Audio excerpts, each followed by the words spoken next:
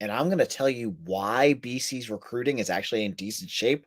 You're going to be thinking, AJ, you are crazy. But I'm going to make my points today, and I think I'm going to leave you agreeing by the end of today's episode. You are Locked On Boston College, your daily podcast on the Boston College Eagles, part of the Locked On Podcast Network, your team every day.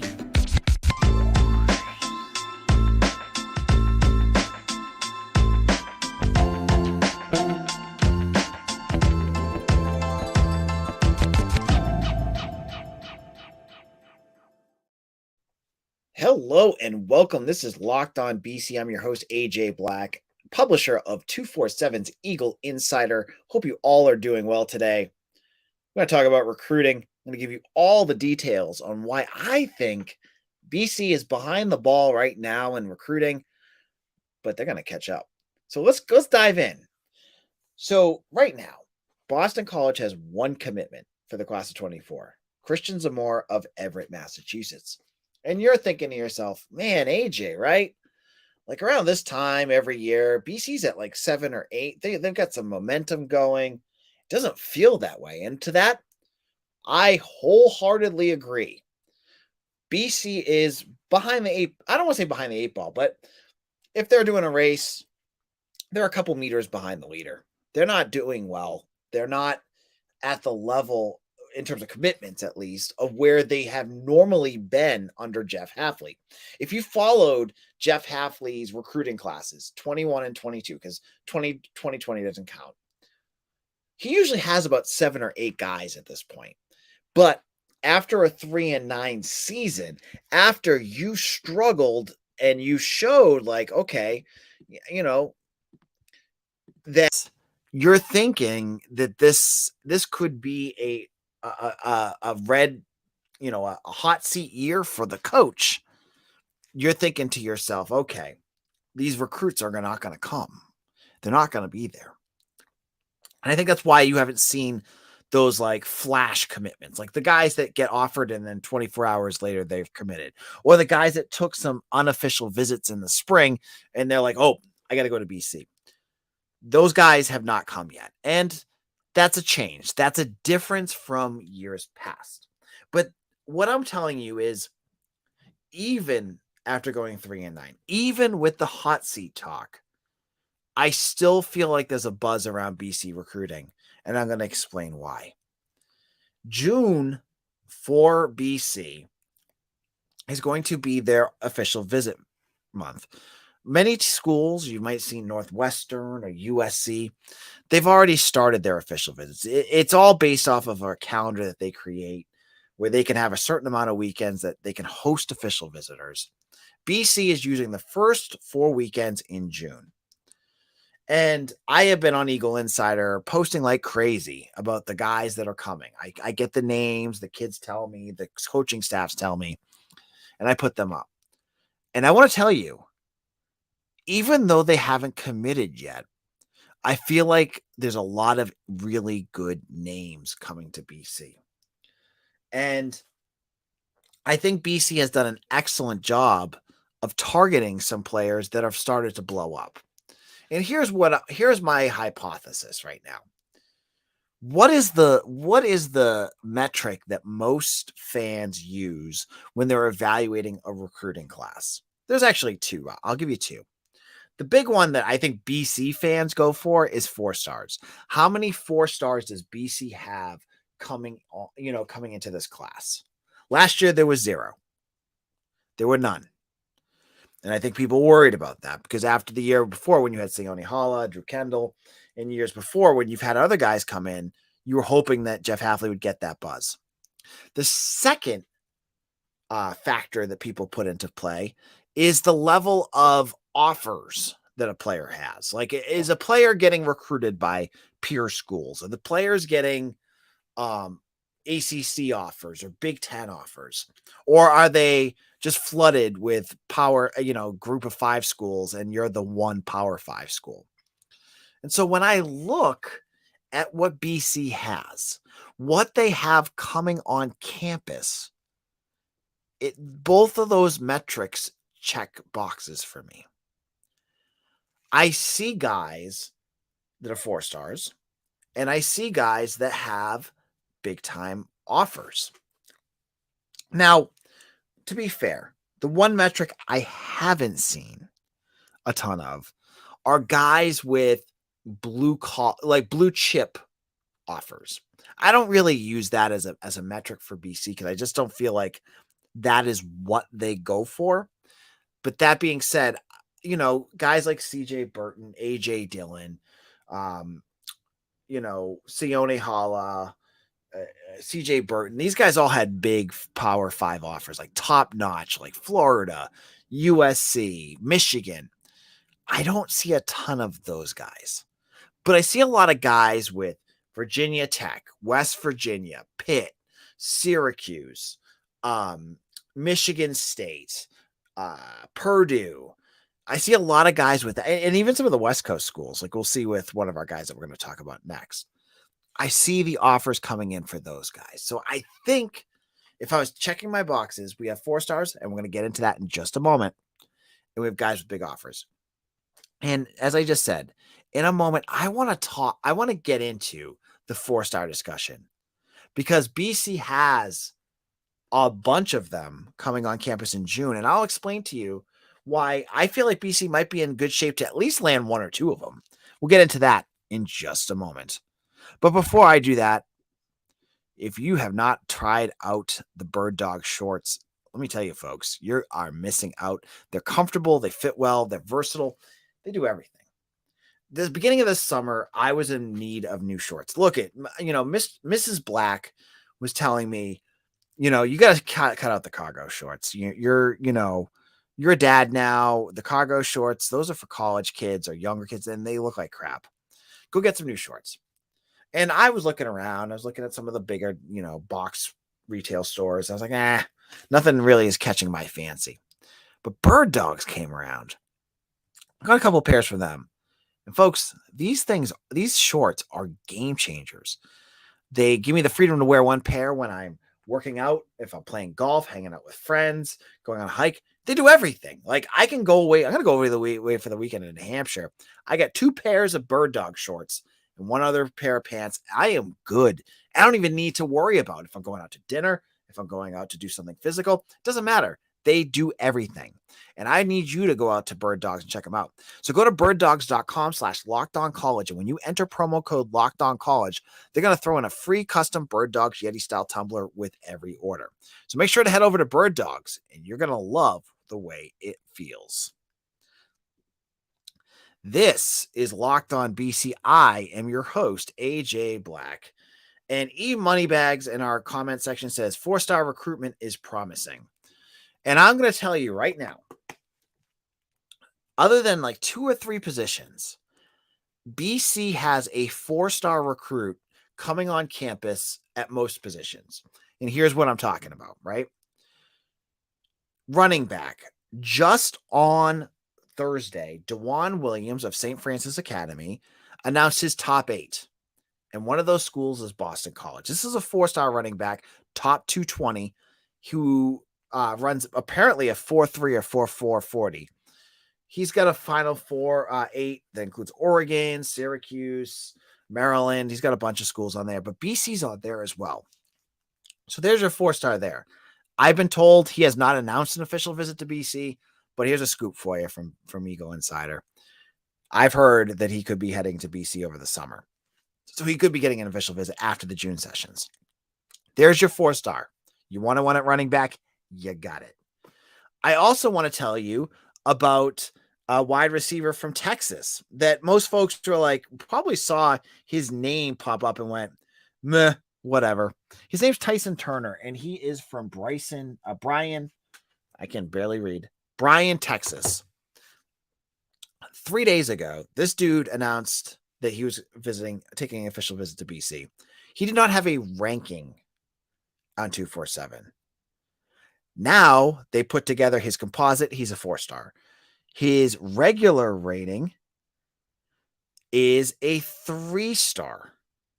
He is a high, I think he's an 88, and he is the 67th ranked recruit in Texas. He is Right up there, he's rising. He's a rising wide receiver. This is a guy that's going to explode. BC is the only team right now that has him coming on campus. Believe me, when it comes to Texas wide receivers, get them on here as much as you can, because I want as many of these guys as you can get to come to Boston College, because Texas dudes are a different breed. These are recruits that are going to go on to bigger things. They play at a different level. They're like basically college minor league as college is a minor league football, NFL football, right? So there you go, right there. Offensive line. What do we have for offensive line? Well, you've got Gerby Lambert, who goes to Catholic Memorial, 4-star. He's got offers from Ohio State, Notre Dame, Michigan. I mean, you name it, he's got it. But there's something about Gerby Lambert, who's a 4-star, that still holds on to BC. Now, last year's season, I think, might be keeping him from committing to BC right now, but he loves Boston College. He loves this staff. He announced his official visits, and he's announcing, Penn State and Notre Dame. Who's in there? BC. I was on campus for the spring game, and he was right behind me. The dude is huge. But he's a 4-star local kid, and he wants to check out BC for an official visit. These official visits are a big deal, folks. I want to make sure that if you're not aware of how recruiting works for college football, unofficial visits, those kids can go wherever the heck they want. No, there's no big deal there. That's them just checking out a school. An official visit is that bigger step. That's when a kid in a school is going, okay, we're going to take this to the next level. So the fact that Gerby Lambert, Tyson Turner, and as I mentioned, DeJuan Williams have all said they want to take official visits, and they are all either 4-stars or basically 4-stars, is a big deal. And I'm not done yet with 4-stars. There are more coming up. Now you look at the defensive line. There are potential 4-stars there. You look at the cornerbacks. There's even more 4-stars there. You've got some big time recruits looking at BC. And I think when you're looking at how this ends up playing out, you got to hope with two things, right? That the kids wait long enough to see how successful next year is going to be. You got to hope that next year is successful, and then hope that once they are successful, they stay aboard. You know what I mean? Like, that's what you're going to look at. So defensive line, that was the name I wanted to get to. It was the picture that I put up to begin the show, and that's Abina Onwuka. And I think I brought him up on this podcast. That's Boozy Onwuka's younger brother. He goes to Charles Herbert Flowers in Upper Marlboro, Maryland. He's rated an 8.933. Like, he's a 4-star. So he's a 4-star player. I didn't know if he had it yet. He has his 4-star. And he is basically down to a couple schools. Now, he has an official visit just added to Wisconsin. But from the conversations I've had with him and the national guys have had with him, his brother had a great experience at Boston College. Abina, who could be another 4-star for you. He, of any of the guys I brought up, I think is the best chance you have of getting one. So that's a big deal. You have running back Jason Patterson, who led all of Florida in rushing yards last year. The state of Florida, another state that is oozing with talent. I mean, a state oozing with talent. He led the entire state in rushing yards. He's going to be visiting. So what am I getting at here? What is my overall point here? I see the griping, and I get it from the folks that don't think the staff knows what they're doing. That they're all like, oh, Jeff Hafley should have been fired last year. I am telling you, and I know you're going to say, like, but they haven't committed yet, AJ. But the fact that all of these guys, and I haven't even done all of the players that could end up at BC, the fact that they are considering Boston College, even after they went 3-9, tells you that the message that the staff is sending out is still resonating with recruits.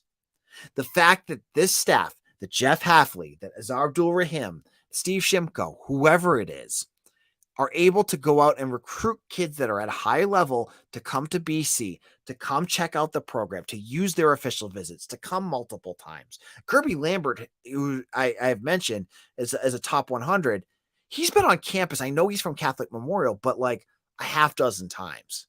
He really likes this school. So I think the staff is doing a better job than folks are giving them credit for. But we can talk all about this. The end goal has to be, can they close on it? Can the staff take that next step and close on these recruits? Will they be able to get them to sign and to stay? Now, signing them will be, again, I think once they get them on campus, it's anyone's ballgame.